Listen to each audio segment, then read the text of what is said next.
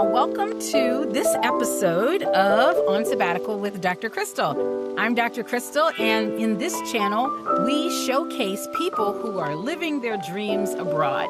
Today, I'm excited to have as my guest Dr. Davia Brown Franklyn, who is a global educational leader, and I'm excited to have her introduce herself today.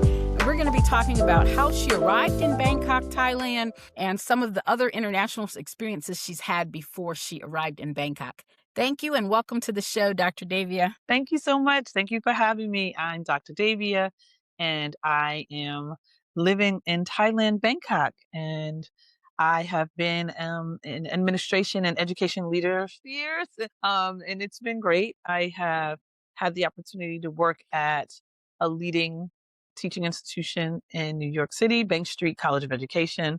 I have to give them a shout out. I have been with them forever, over 25 years. I was the executive director of early childhood, and now I have transitioned to a international company, and I have been working as a regional learning director. And I would say in English, so to speak, it would probably be like a superintendent in the States. I manage and oversee 5 international schools, 3 in Thailand and 2 in Vietnam. And my company continues to grow and continues to purchase schools, in which I then get to support the heads of school, the leaders, by helping them think about what is the high quality teaching experience that they want to offer their international students. And so that is the work that I'm doing now. It's exciting work. It's tiring work, but it's all good. And Dr. Davia is a very humble person because let me tell you, she is an example of what happens, I think, when people who are successful and committed to their gifts in the United States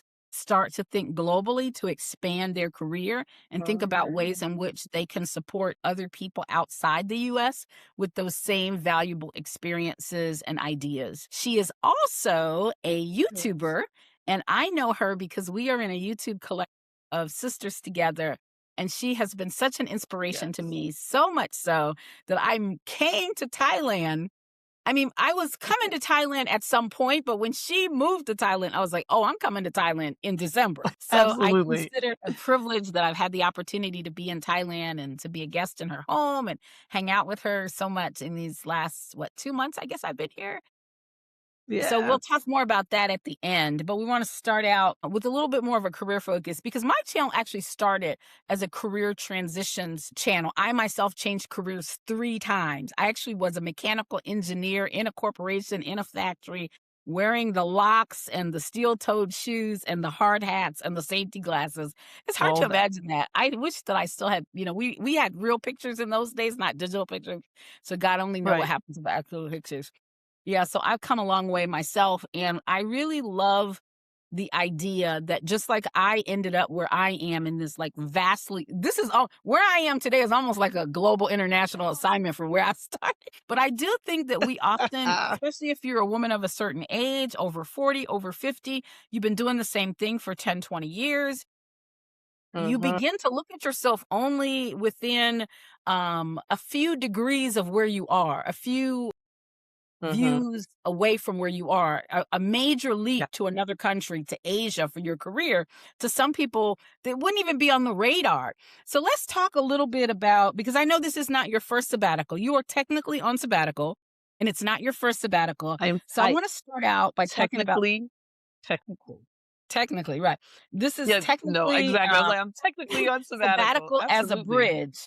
So your previous 1-year sabbatical was also a catalyst for a big career decision. So if you could take us back to that 2012 sabbatical, tell us where you were, how it got started, what that led you to, and then maybe also share the story of how you ended up in Bangkok in this role. Okay. Wow. So my first sabbatical, I was fortunate because at my college, at our institution, you could, in the past, every 10 years, you could apply for sabbatical. So I was in my 11th year of working, and I said, I really would like to do a sabbatical. I'm not sure yet what I want to do, but I'm going to apply. So I applied for sabbatical and actually was granted sabbatical. And so in many places, if you're granted sabbatical, especially in an education institution, I know that there are different kinds of sabbaticals because there are different people watching your channel.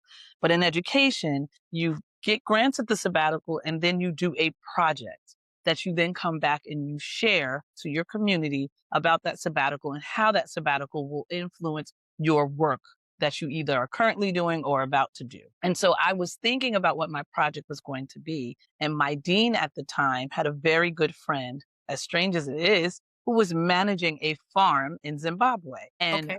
her friend said she had noticed, and this is interesting because she was a lawyer. She's also a Jamaican woman. And she said she didn't realize that many of the mothers were bringing the babies into the fields to do work. They would wrap their babies and they'd be covered. And so she didn't know that they were out there, working, even little ones, like Mhm. baby babies, but even like 1, 2, 3-year olds, 4-year olds, they were with mommy out in the field. So they would just sit with Right. mommy while mommy was doing whatever she had to do. If she was picking berries, if she was doing potatoes, plowing potatoes, whatever she was doing, babies were there. And Mm. so she wanted them to have something. She was like, just like play groups or something. And she asked my dean, is there any way you could help me create a program? And she said, I actually have somebody going on sabbatical. She might be your girl to help you do this. And so just with that ask alone, she said, Davia, what do you think? I said, I'm sure we can figure out something. And so it was myself and I have another colleague and mentor uh, that we had put our heads together and we said, yeah, we will come out, we will spend time out there, we will try and help you figure out how to create a program, set up a program. And it was an amazing life-changing experience because she didn't have anybody who were educators, right? She only had the locals that we had to interview to figure out who we were going to get to take care of these children, but they needed to have some understanding of child development. We couldn't just pick anybody. So we Exactly. have the opportunity to interview folks, hire folks, do trainings, buy materials, build chairs, tables, create, the whole curriculum and help them help themselves. And so it was a powerful experience. We had so many families come and bring their children to the space. I think we had over 35 children Mm. that were all their parents all worked on the farm in some capacity. And Mm. those kids, we said we could only take 3, 4, and 5-year olds. People were bringing 2-year olds. People, they were like, no, she's 3, because they really wanted a place for the children to go. And so it was an amazing experience because we had to, you don't just set up things in a community. You have to have some permission from the cultural Mhm. leaders in the community. And so we had to go and we had to talk with them and we had to explain what we were doing. We had to get a blessing to do that. And so all of that, understanding that you can't bring your Western way to an environment and that you have to show up humble, even though you're coming with knowledge. They have knowledge. They have knowledge of their community, their culture, their land. And Mhm. we had decided that the curriculum was going to be all farm-based curriculum. So we were Mm. going to teach about the things that the kids see every day. So we created an ant curriculum. As crazy as that sounds, because Oh. they had these ants that would constantly come into the schoolhouse, and we'd have to sweep them out every day. And we were like, how come they come in? They don't come in all the time. They only come in certain times. So we started to study the ants. The farm had all kinds of potatoes and carrots, and so we studied that. So we created curriculum that was place based, and we helped the teachers understand that kids have to play. They have to engage in play. They can't just be sitting and you try to talk A, B, C to them.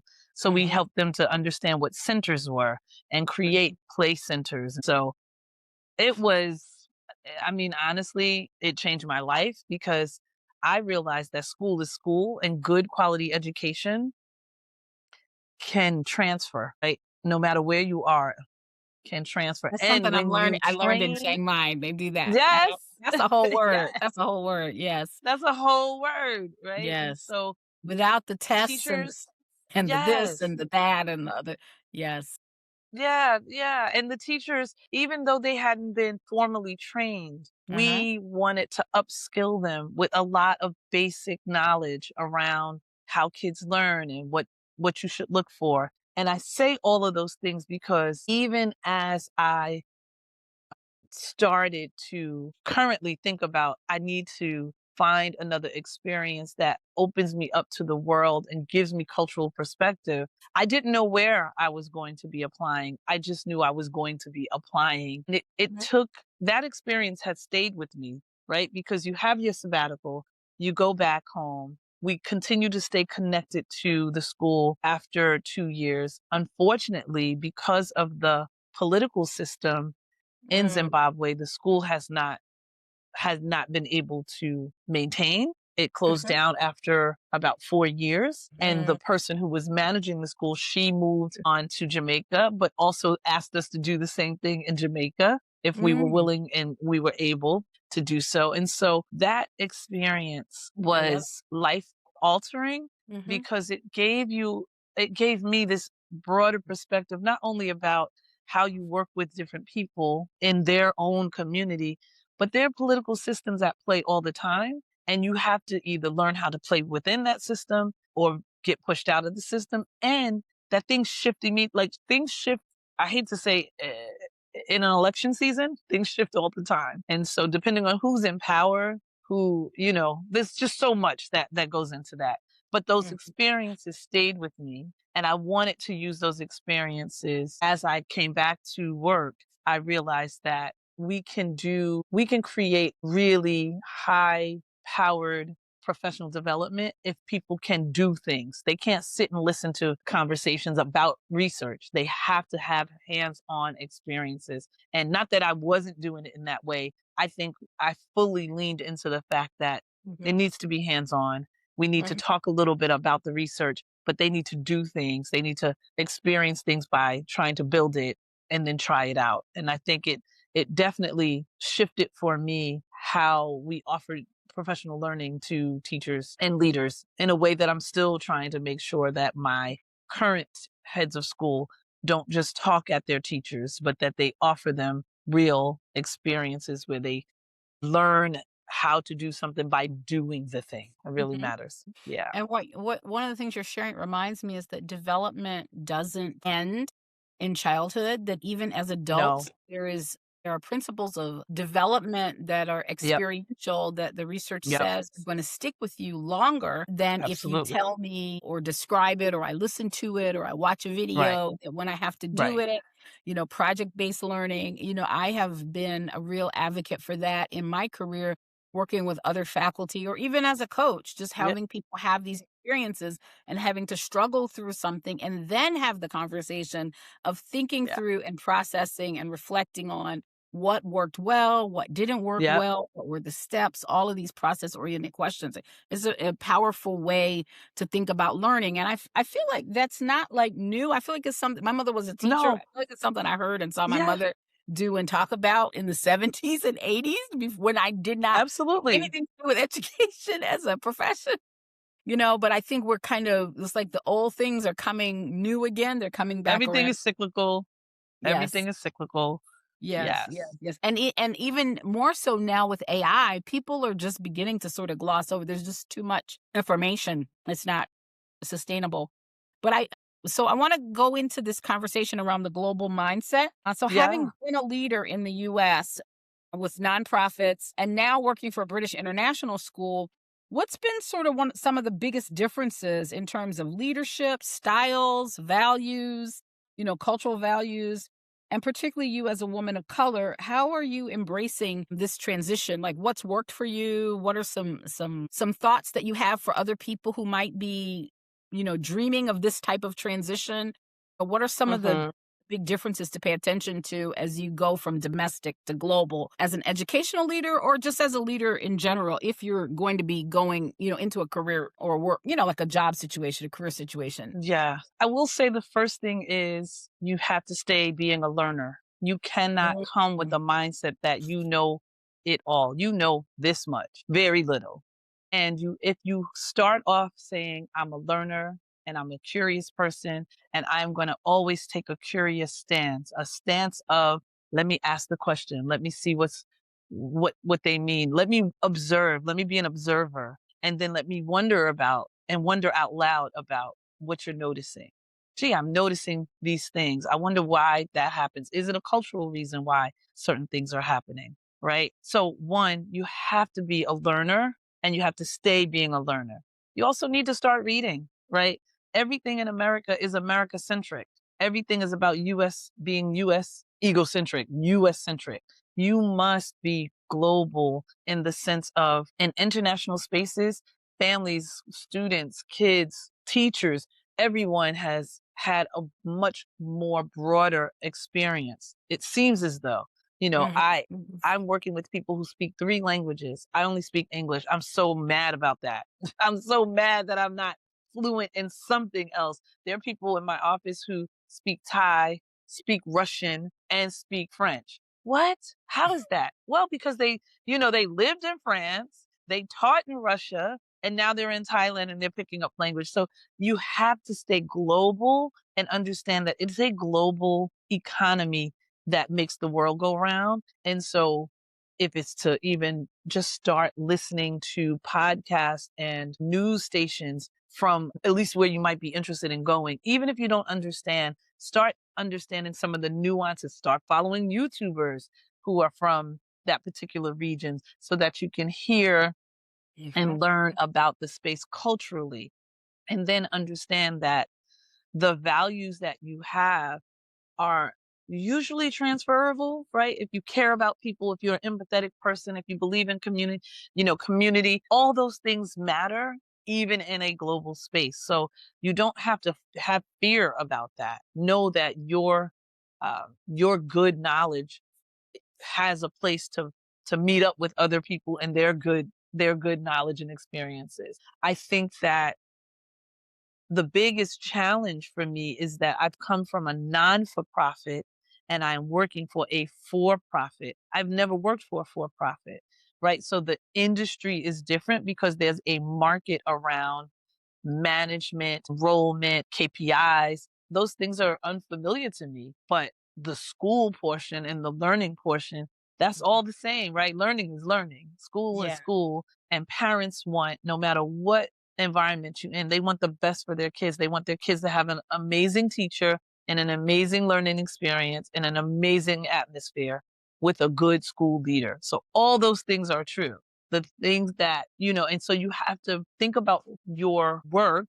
And if you're going into the same profession, how much of your skills are transferable. Don't think they're not. They are absolutely transferable. It's for you to be open minded and say, let me understand how this is going. Yes, I'm doing a lot of translanguaging, right? There's a lot of British words and British units and cultures, like units of study that I'm unfamiliar with. But once I figure out this IB language is aligned to universal design. Oh, I know that. I know backwards planning. This, so you have to start to make this correlation for yourself of this particular thing that might be something that you are unfamiliar with. It aligns to something that you do know, and then you're able to tackle it in the same way. But I think for leaders, and what I've noticed is my leaders are, when the strong leaders are just really good at what they do, and they're good at understanding families and what families need, teachers and what teachers need, kids and what their needs are. And Mm. so that is all the same. Yeah. Stay a learner, Yes. making sure that we observe and ask questions like this. What I got from that is this: the importance of having curiosity as a learner, You have to. reading beyond the US, becoming a global reader. That was a second strategy that you mentioned. And then I Yes, love absolutely. this one. Third one, values are transferable. Caring about people, communication, just being good at what you do, connection, all those things are going to be All those transferable things. from All those domestic things are to global, transferable. Yeah. transitions. So I Yeah. really appreciate those words of wisdom. I think they're actually very true, even if you're not planning to go Mhm. on a sabbatical that requires working for somebody else or a different type of work. Like that's Yeah. just like gold. So I want to talk a little bit about guilt. I'm looking at the time. I want to make sure we get at least two more questions in. So the next question was about reframing the exit. And there is this conversation that I started actually in another video. I think this is a good one to discuss with you is this idea that there's guilt about exiting and leaving the US. There are a lot of people who are now going to leave the US and the US is not in a good place. Actually, Right. Americans or US people have been choosing the expat life for generations. You know, I know that there's a community that I met in Mexico that Mm. became vibrant with expats in the 1970s after people Mm. returned from the Vietnam War, both Wow. their families and people who had served in the war. And there are people who Uh-huh. have been US homeowners and whatnot, vibrant parts of the community there since the 1970s, which I found That's really, really fascinating. But I think that's what's gonna for good or for bad, the US being kind of like, I don't know, having like one of its low I don't think this is the lowest moment historically, but it's definitely one of the but it's a lowest. low moment. It's a low point, right? It's a low And so point. It's a leaving low at a point. low point sometimes can be even tougher, especially if you're a person who cares about people, cares about your job and the things that you did and the community people, because not everybody can go, but a lot of No. people who can go, will go. And so there's guilt about that, whether you're going for a 1 year and you never go back, or if you know from jump, I'm getting out of here and I have no intention to come either way. Yeah. You Yeah. speak a little bit about your thought process and what you went through around this idea of leaving the US and US systems and how you were able to reframe that decision from a professional standpoint and just embrace this idea of a global expansion of you, your career, and also maybe talk. Dr. Davia is also a phenomenal wife and mother. The ways in which this guilt shows up if you are, part of a family system, and how Mhm. your family is also embracing or considering this Mhm. decision of trying and finding a new home. Yeah, that's a really big question. And I will say So share that as much as you're willing to share. I mean, I don't want you to have to out no, anyone. no, I don't mean it in that way. Like, it's a big question because it does require one to face the fact that you're leaving your home, right? Mm, When I initially started to think about this, it really was in 2020 when we were in the pandemic, and my husband and I were like, okay, we got to get out of this country. Like, that was the beginning of we love to travel. We are travelers. We go all the time. We travel to different places. But there was something about the way in which Black folks weren't cared for during the pandemic that mhm, really started to make me be like, you know what? No matter what we do, we're not going to be cared for. We're not going to be protected. They don't care. And so I'm putting a lot of good energy into what my career is. And I have to say, I love my job, which is also an odd thing to say, and then leave your job, right? But I had been at it. There's a point when you know that you're at the top of your job as executive director. I've been there for 20 plus years. I have a team of 9 people who worked really well with me, for me. We moved the work. So it wasn't about the job for me. It was about the country and the state of the country and the mhm, state of my well being in the country. mhm, And I think, when Trump got elected again, I had me and another one of my sorority sisters, we were like, we're going to Canada for that weekend of his well, no, I'm serious. We were like, we're going to Canada. We spent the whole weekend having an amazing time. And while we were there, I visited one of a school that we were working with. And I said, to my girlfriend, I said, well, we could just work somewhere else. Like, we don't even have to be in America dealing with this mess. And she was like, you're right. Like, because we're sitting in Canada having a blast. God knows what was going on in DC, but we didn't have any. And when I got back from that Canadian experience, I was like, I'm gonna look for a job out of the country. That's what I'm gonna do. Like, literally, I was like, I'm getting up out of here.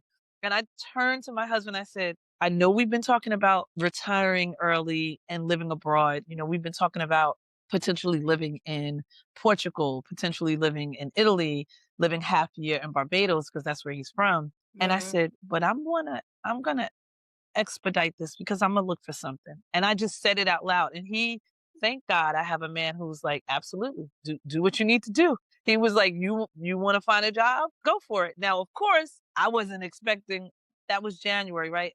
I applied and found a job in like February, March, and then I mm, was visiting Malaysia. to see if I would like the job, and I was getting an offer. So it only took me 2 months, but really it was about skill set, mindset, belief that I could. And I was already willing, and I think we were already open to looking because Mhm. we were looking to live an expat life anyway. So I think we were already in that mind frame. And so once we got to the point where I thought I was actually going to get the job, because mind you, I had been having interviews with these people and not realizing that I was like having real interviews. They just had me talking to different people. I'm talking to this person. So I talked to like 4 different people, and I said, wait a minute. I think These are this is, interviews. I think these are interviews. I think somebody's going to offer me a job. I said, oh, shoot, let me have a sit down with the family. So then I had to Mhm. sit down with the family, and I said, it's a possibility that I'm going to get a job offer. Now, my entire family knows I wanted to go to Portugal. So they're like, we moving to Portugal? Like, that's what everyone was like, we going? I said, well, we're not moving to Portugal. I'm going to be moving to Bangkok. And they were like, what? Bangkok? And so initially I didn't have guilt. I really didn't. I was just like, yo, because I see it as a weed thing, right? Even though I am going alone, I get to bring my whole family at some point. They get to be a part of it. My friends who are in a position where they can't move, I'm here. So that means you have a place. So I wasn't seeing it that way. But I have to say, once that first 3 months went by and I was like enjoying life, working hard, but being able to have fresh fruit, have fresh food, be in the sun, all of the things that were nourishing me, it's not happening at home. It's not happening for my family. It's not happening for my friends. Mhm. And that's where the guilt starts to creep in. When Mhm. you are having an experience that's so positive that you want other people to have, but they can't have it yet because they are in a space that is still very oppressive to them, you feel for it. So, there are times when I won't say I play it quiet, but I do play it down. I don't want to always shine so bright about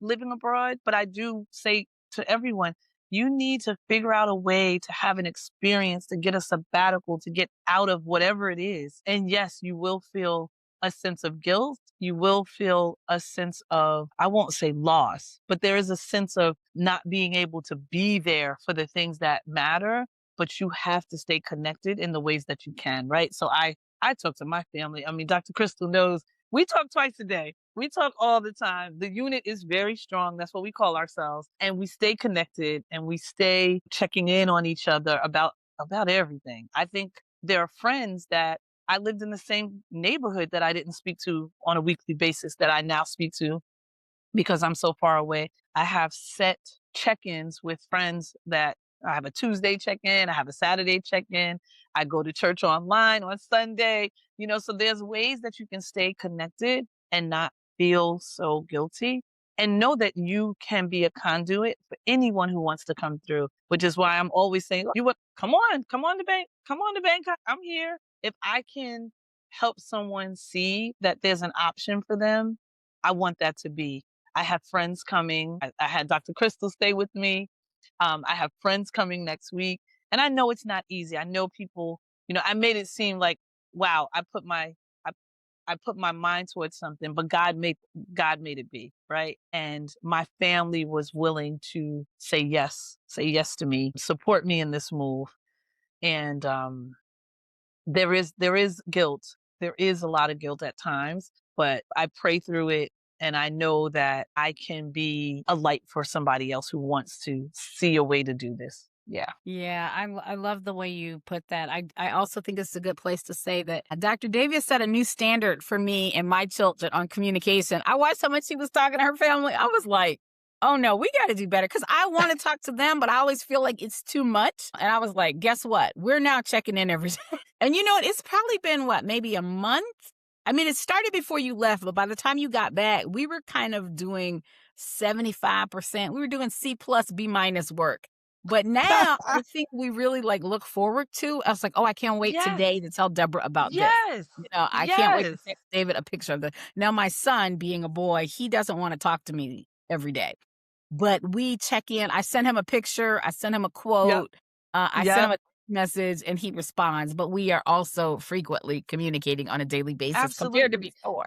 Yeah. Absolutely. And you know what else? My extended family, like my sisters and my mom, I only speak to my mom during holidays or around her birthday, things like that. But even that communication has increased, right? We send each other photos. Where you at? What are you doing? Mhm. There's a way in which people are living the experience through me and Yep. having the opportunity to see a picture, check in, or even talk. And I turn the camera around. I'm like, look at what's going on over here. Or look at this beautiful, like, mountain that I'm seeing. And they're like, oh my God, that looks great. There's a moment of like connection that makes you feel so, I don't know, just so warm, just so like I'm sharing this with you and you're here with me. So Mhm. that feeling of loss kind of simmers down because we have Mhm. those connected moments. Mhm. Well, listen, we have one more topic to cover before we wrap up. And I really want to talk about your side business, your YouTube channel, which is focused on wellness and wine. And because this channel is also about wellness and more Yeah. wellness and rest and really restoring your soul, which is the premise for me of a sabbatical. I mean, anybody can take a Yes. year off. I mean, you can take a year off, take a month off, you can take time off, do whatever the heck. You can do absolutely nothing. You can sit down and look at the wall, read a book. Actually, that was my original. I didn't know the word sabbatical, but that was my original idea of a vacation. I would take a Right. month of the summer. I would still be teaching online, but I would basically put on the auto respond, be like, the next 3 weeks, I won't be answering emails. It'll take Right. 2 days to get an Right. answer. So find somebody Right. else. This is before get somebody else to do it was a thing. I'd be like, Right. find Right. somebody Right. else because it's going to be a 2 day business, two It's business gonna be a days. two-day two So if day it's Thursday, turnaround. you're not gonna hear from me till Monday. So get somebody else to do it. But I would be at the pool just consuming fiction. I love reading fiction and I could never figure out how to do Yes. it during the school year.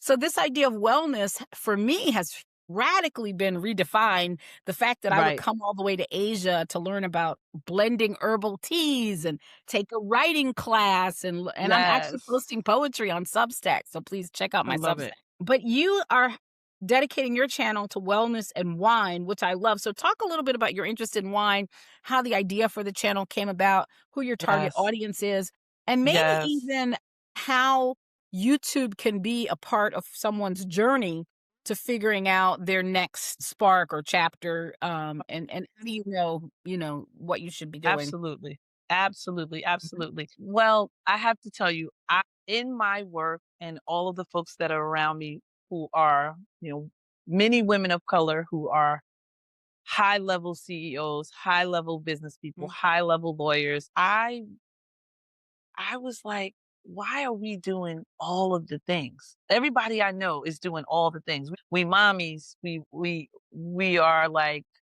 with just everything for everybody. And I was like, you know what? What I want to do is not all the things. The thing that I want to do is not to be doing all the things because we're constantly doing all the things. And so I know that was like a little play on the words because there was this time where everybody was like, girl, we trying to be out in the street and do all the things. And I was like, I'm not. I'm not trying to do that. I want to have work life balance. And so my channel really started with thinking about the people who were around me that and myself looking for work life balance, looking to have the play be more than the work be, right? Like that the life part be more, right? So I wanted to do work life balance. And by doing work life balance, that means that I was working on wellness, right? If I'm focusing on work life balance, then I'm going to be talking about wellness because those two things are going hand in hand. And I don't even know if work life balance is a true thing or not. I'm still exploring that. But I mhm, knew for me, I wanted to do wellness. Aside from that, I've been an amateur winemaker for over 10 years. So wine is something that I love, something that I have really found interest in. I have community in. I am in a group with about 10 other people. We have a French oak barrel. We go through the whole winemaking process. So I love wine. I love the idea of wine. And I was like, why? I know that these three things feel different, but I want to put them all together in a YouTube channel. And I took a like side hustle class and it was like with Stephanie Perry. And I also took a class with Halisi and Rick from Our Black Utopia because I took the first class and then I didn't do anything. Because you take the class and you go, same. I don't know if I'm gonna really Right. do nothing, but I'm gonna take this class and I'm just gonna, because we're educators, right? So we're gonna take a class, we're gonna learn a thing, and then we're gonna sit and think about it. So I was in the ponder moment, and I said, let Mhm. me take this class. I'm gonna take it with Stephanie, And I think it was like a 5-day challenge. And you had to post at the end of the 5th day.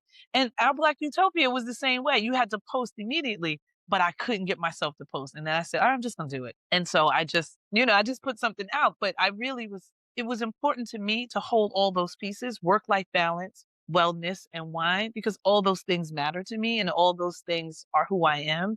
I would imagine most people would have thought I was going to do something on education, on um, professional learning or counseling or coaching. And I was like, I don't want to be defined by just my job. I don't want that. There's a whole other side of me, right? That really thinks about, I'm thinking about my sister friends. I'm thinking about how we do the work that we do. My doctorate is in mentoring and mentorship. I wanted to talk Okay. about that in some way. And right, I wanted to bring that in.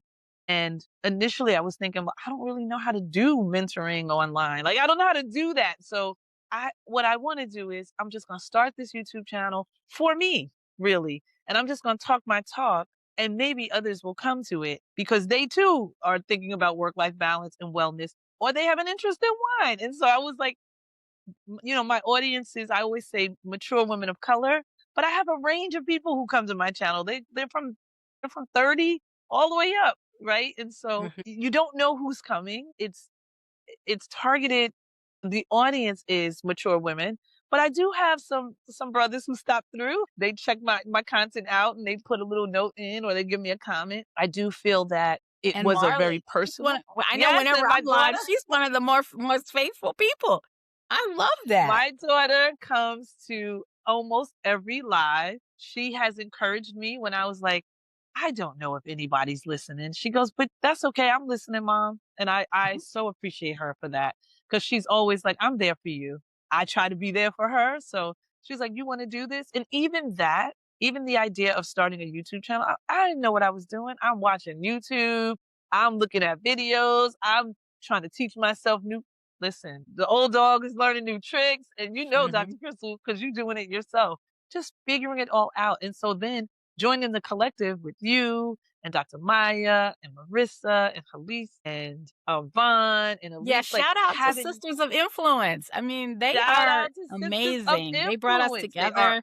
I They just love keep that us group. together. Some And powerful, it's a powerful group that helps us to feel like, yeah, we're YouTubers, we're creators, we have things to say.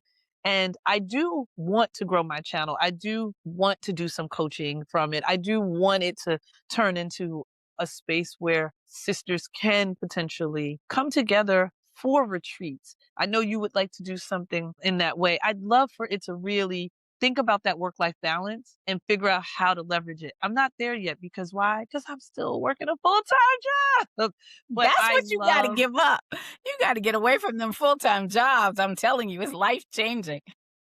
I know, Yes, a but you know what? career I was break, a still sabbatical that is a career break that's just, stomping on grapes. that's just That's a what I career want break. for you. I want you to experience a sabbatical that your only objective for the day is to go somewhere and step on some grapes or You know something what? equally mind-freeing, mind-blowing, nothing.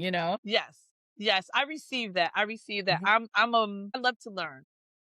I Yeah. receive that. So my channel is not all the things. On my channel, I talk a lot about currently, I've been talking a lot about this transition to Thailand, working in this global environment, what it's been like, sharing space with new friends, new expats, just really my Thailand, Bangkok experience. I'm starting to get back to some of my wellness conversations and hopefully I'm gonna get to a wine conversation. I finally found a Thai vineyard that I'm gonna go check out. So I'm excited to start bringing those pieces together and really trying to balance the not all the things because I'm still doing a lot more than I care to do, but it's okay. It is who I am right now. And I'm, being honest, I'm working through it. You're doing a lot. Yes. So for this last segment, final thoughts, I like to ask my guests to share just one word of wisdom, of something to inspire. I would say, again, Black, Latina, Indigenous women over 40, 45. What is your word of wisdom and inspiration for the people? Oh, for the people. Listen, just do it. Just Just do do it. it. Just do it. Just do it. Whatever you are dreaming go ahead and do a little bit of research about it and believe that you can do it. Just do it. Like, don't say, girl, how am I gonna?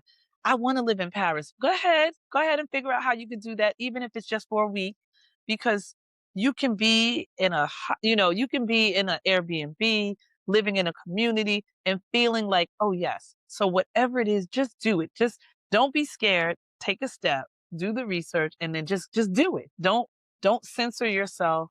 Don't listen to that negative self-talk. As corny as it sounds, is just do it. Just step out on faith and know God has you. God wants you to be happy and wants you to be blessed. And if your spirit says, I really want to go and try this, or I really want to go and check this out, just do it. Just do it. Absolutely. What a powerful word. Thank you so much for the time today. I have to end the video with just a few quick commercials. I have a Yes. custom travel guide service called Start Smarter Travel. This is the link, a PayPal link that will tell you about the product. It has a couple of slides. I think there's 4 that tells you what it involves. But basically, you're going to do an assessment. As you know, I'm a psychologist. We love an assessment. You're going to fill out a Google form. It's going to give me some data that I can analyze. And then I'm going to have a 30-minute conversation with you to clarify where I think you should go. And I'm going to give you 2 itineraries along with the links to book the trips. You're not obligated to book the trips. You're paying for me to do the research to get you started, which is why I call it Start Smarter. A lot of us start by just watching random YouTube videos, whatever it puts in my feed. That's how I ended up where I went. Right. Right. That's what YouTube told me to watch. And if I liked the video, I was like, I put it on the list and then I would go look at it. That's it. And then I would look at the cost of the flight. And then I would book it. So those are not the ways that you should plan a 3 months in a country. That's it. That's probably not a good way. That's it. And then the other thing, because I have an educator on here, I feel like I haven't plugged this in a while. I wrote a book when I came home from my second sabbatical called Celebrate the Light You Bring, Affirmations to Teach with Power and Purpose. It is in celebration of my mother's 80th birthday. I actually published it around her 81st birthday because it took me a whole year to do it. But it's available on ebook for, I think, $9.95 or not, whatever. You know how ebooks are, whatever Amazon's doing nowadays. Right. And one day it's going to be a hardback book because it is an illustrated book. It has beautiful imagery in it. And so I'm really proud of that. That was my big accomplishment for 2025. So that's the link to check out the book. And so I thank you so much for watching. I'm so grateful for all of my subscribers. Yeah. I'm in the upper 200s. So my goal for this month is to be really intentional and consistent so we can hit 300. I haven't really said that. I haven't put that out there in a while. Say it out loud. The reason I'm putting this out there is because I want to be able to look back a month or 6 months from now and says, I remember when I was working so hard to get to 300, because I think we do have to set goals and push for what we want. And I know that if you know someone who is a woman of color who's interested in navigating her career and looking at other women who've done amazing things in their career, this interview series is for you. The next 2 women that I have lined up are absolutely phenomenal. He was phenomenal. The one this will come out about a week from now. But the one that's coming out today, I actually recorded 2 weeks ago. Yvette Malcion, a phenomenal diplomat, U.S. diplomat that's now retired and working on her doctorate in Thailand, is a phenomenal. So if you enjoyed this, definitely click the link for that if you're new to the channel. And thank you so much.